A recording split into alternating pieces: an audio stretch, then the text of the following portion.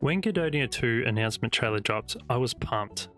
New story, also new abilities and a vast new land to explore.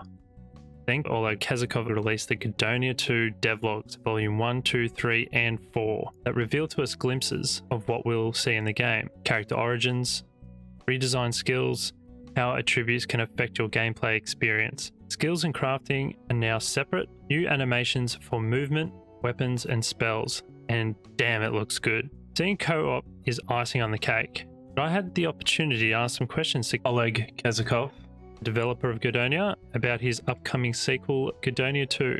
He was happy to answer some questions I had about the game, mostly about how the mechanics would work in the sequel. Don't worry, I didn't ask anything that would reveal anything story related, so this will be spoiler free. Let's start with the co-op. Co-op will work by setting your world to public, and your friends can join your world if you invite them or send them a password. It's nice and simple. Looting has changed from the last game. When you looted directly from the fallen enemy or creature, now the loot will fall on the ground, around your target, similar to Diablo's loot system. Therefore, when you and your party are clearing out a camp, it's going to be a free-for-all when picking up loot. Don't worry if you miss out on picking up the loot, because we can also drop items on the ground. This is how we can trade items, weapons, and armor with each other. Let's be real, who needs a trade window? The more players in your party, the more difficult the encounter will be. For example, in the overworld, enemy mobs will spawn additional enemies, the more that is in your party. In a dungeon, it's different. You will still face the same amount of enemies, but they will be a higher tier with more health, more damage, and possibly more abilities, making it a more challenging experience. Speaking of dungeons, we will be able to clear out dungeons that are set to certain levels, and once we finish a dungeon, there will be an altar outside the entrance where we can put in items to respawn the dungeon and even scale it to higher levels to face harder enemies and for better loot. Chests will also scale depending on how many are in the party. The more players, the more loot. The experience gained is shared and will be the same if you're playing solo or with a party of 4. It's just harder enemies and more of them.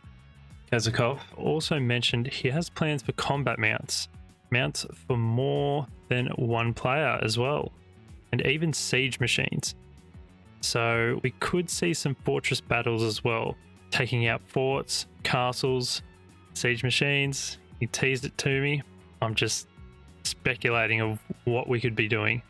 I did ask about some armor and weapon related questions, like will there be different types of like leather armor, like different styles, but it all has the same stats.